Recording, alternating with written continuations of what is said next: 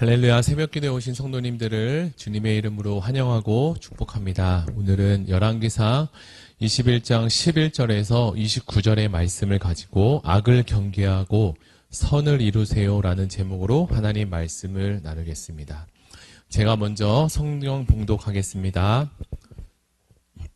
그의 성읍 사람 곧 그의 성읍에 사는 장로와 귀족들이 이세벨의 지시 곧 그가 자기들에게 보낸 편지에 쓴 대로 하여 금식을 선포하고 나봇을 백성 가운데 높이 앉히매 때에 불량자 두 사람이 들어와 그의 앞에 앉고 백성 앞에서 나봇에게 대하여 증언을 하여 이르기를 나봇이 하나님과 왕을 저주하였다 하매 무리가 그를 성읍 밖으로 끌고 나가서 돌로 쳐 죽이고 이세벨에게 통보하기를 나봇이 돌에 맞아 죽었나이다 하니 이세벨이 나봇이 돌에 맞아 죽었다함을 듣고 이세벨이 아합에게 이르되 일어나 그 이스라엘 사람 나봇이 돈으로 바꾸어 주기를 싫어하던 나봇의 포도원을 차지하소서.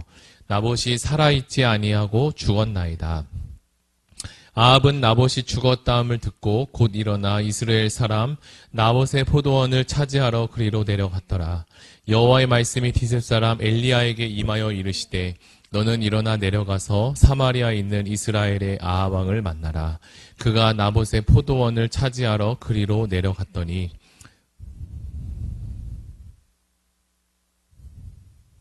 너는 그에게 말하여 이르기를 여호와의 말씀이 내게 죽이고 또 빼앗았느냐 하셨다 하고 또 그에게 이르기를 여호와의 말씀이 개들이 나봇의 피를 핥은 곳에서 개들이 내 피 곧 내 몸의 피도 핥으리라 하였다 하라.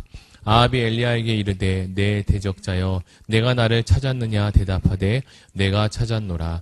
내가 내 자신을 팔아 여호와 보시기에 악을 행하였으므로 여호와의 말씀이 내가 재앙을 내게 내려 너를 쓸어버리되 내게 속한 남자는 이스라엘 가운데 매인자나 노인자를 다 멸할 것이요 또 내 집이 느밧의 아들 여로보암의 집처럼 되게 하고 아이야의 아들 바하사의 집처럼 되게 하리니 이는 내가 나를 노하게 하고 이스라엘이 범죄하게 한 까닭이니라 하셨고 이세벨에 대하여도 여호와께서 말씀하여 이르시되 그들이 이스라엘 성읍 곁에서 이세벨을 먹을지라. 아합에게 속한 자로서 성읍에서 죽은 자는 개들이 먹고 들에서 죽은 자는 공중의 새가 먹으리라 하셨느니라 하니. 아멘. 현대인들은 각자 있는 자리에서 누구보다도 열심을 다하여 살아가곤 합니다. 그런데 그 열심이라는 시간들이 점차 지나고 보면 어떤 사람은 열심을 다했음에도 어느 정도의 성과가 보여지는 경우가 있고 또는 어떤 이는 열심을 그렇게까지 하지 못했지만 자신이 했던 그 준비와 열심보다 더욱더 잘 되는 경우도 보게 됩니다. 세상 사람들은 이것을 가지고 운이라는 단어를 가지고 이 상황을 설명하여 접근하는데요. 우리는 이것을 은혜, 즉 하나님의 도우심, 하나님의 은혜다라고 말합니다. 오늘 우리가 함께 읽은 열왕기상 21장 본문은 하나님으로부터 그 누구보다 많고 많은 혜택을 받은 한 사람이 나옵니다. 그는 바로 아합인데 그러나 그는 하나님의 은혜를 많이 받았음에도 그 은혜를 잊은 채 이스라엘의 바알의 신앙을 끌어들이며 또 하나님을 믿는 사람을 많이 죽여서 하나님 앞에서 이미 벌을 받아 마땅한 사람으로 정해져 있었습니다. 드디어 아람 나라의 베나닷이 수십 개의 나라를 거느리고 이제 쳐들어왔는데요. 하나님이 마음을 바꾸셔서 이 질 수밖에 없는 이 전쟁을 하나님이 은혜로 이기게 하셨습니다. 이는 아합이 하나님 앞에 대하여 무엇을 잘해서 그런 것이 아니라 이스라엘 안에는 바알을 섬기지 않은 무릎 꿇지 않은 7,000명이 넘는 믿음의 사람들이 있었기 때문입니다. 이것은 오히려 아합의 입장에서 매우 기적적인 일이고 큰 은혜와 복이 아닐 수 없습니다. 그런데 그 전쟁으로 끝나는 것이 아니라 얼마 후에 베나닷은 또 다음 해에 또 많은 군대를 데리고 쳐들어왔습니다. 그때 아합의 군대는 말로 설명하기 어려울 정도로 매우 빈약하고 초라하기 그지없었습니다. 그런데 이번에도 하나님은 아합의 손을 들어주셨는데요. 아합에게는 오늘까지 하나님의 은혜가 임했습니다. 그러나 아합은 현재 이 상황을 알지 못하고 자신의 은혜를 헤아리지 못했습니다. 오히려 지금의 자리에 안주하거나 만족하지 못하고 더 높은 이상과 그리고 욕심을 향해 달려가고 있었습니다. 또한 그에게는 자신이 잘못 가고 있는 길이 있다면 그 길에서 헤어나올 수 있도록 돕는 자가 있어야 했는데 오히려 그렇게 하지 않고 더 부추기고 악의 구렁텅이로 몰아가는 자가 있었습니다.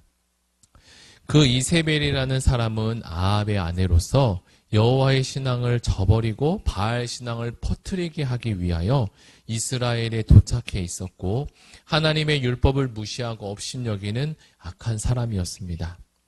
그런데 그 이세벨이 이제 왕을 보니까 식사도 못하고 끙끙거리는 게 아니겠습니까? 이세벨은 그런 모습을 보기 싫었고 그 순간 악한 모략이 떠오르기 시작합니다. 그것은 바로 나봇이라는 사람을 악하게 폄하해서 나봇이 하나님과 왕을 저주했다고 증언하여 끌고 나가 돌로 쳐 죽이기까지 했습니다. 그런데 많은 사람들은 이 나봇이 정직한 사람이라는 것을 알고 있었어요. 그러나 그들은 거짓 증언을 하게 만들기까지 해서 나봇을 돌로 쳐 죽게 했습니다. 그리고 이스라엘의 장로들과 귀족들은 당장 이세벨에게 편지를 써서 하시라고 하는 대로 다 했다고 답장을 써 붙입니다. 어리석은 나봇은 아합 왕이 포도원을 내놓으라고 했을 때 미리 주었다면 그의 목숨만은 잃지 않았을 때 하는 큰 아쉬움이 남습니다. 이때 하나님은 엘리야 선지자에게 불러서 말씀을 전하게 합니다. 지금 내가 사마리아에 있는 아합 왕을 만나러 가라. 그는 지금 신이 나서 나봇의 포도원을 차지하러 포도원을 향해 내려가고 있을 것이다 라고 합니다. 엘리야는 아합에게 하나님의 심판의 경고를 만나자마자 즉시 말합니다. 하나님은 아합의 집에도 한 명도 남기지 않고 다 죽게 될 것이고 이런 끔찍한 말씀을 전하게 하십니다. 그리고 이러한 악한 모략을 꾸며서 나봇을 죽게 한 이세벨은 성벽 곁에서 개들이 그의 살을 뜯어 먹을 것이라고 했습니다. 이스라엘은 참 많은 왕이 있었는데 그러나 악한 왕이 많이 있었음에도 이렇게 아합과 같이 자기 영혼까지 팔아서 영혼이 없는 자는 이 아합이라는 왕밖에 없었습니다. 그럼에도 하나님은 그 아합을 기다려주시고 많이 참아주셨습니다. 아합은 엘리야의 경고를 듣고 회개하게 됐는데 그러나 그 회개는 잠시 회개하는 척의 내용이었을 뿐 진심으로 회개에 다다라지는 못했던 모습입니다.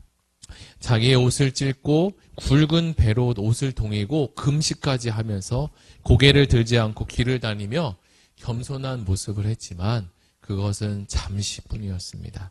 그러나 하나님은 이 모든 것을 아심에도 아합의 이 겸손한 그 즉시의 모습을 보이니 아합 시대에는 재앙을 내리지 않겠다라고 결심을 하십니다.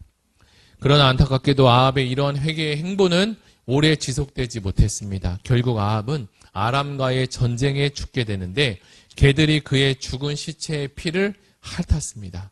이는 참으로 안타까운 죽음이었습니다. 오늘 이 말씀의 사건을 통해서 이제 말씀을 정리해 보겠는데요. 하나님은 우리의 어떤 모습을 기뻐하시느냐? 바로 진심 어린 회개를 기뻐하십니다.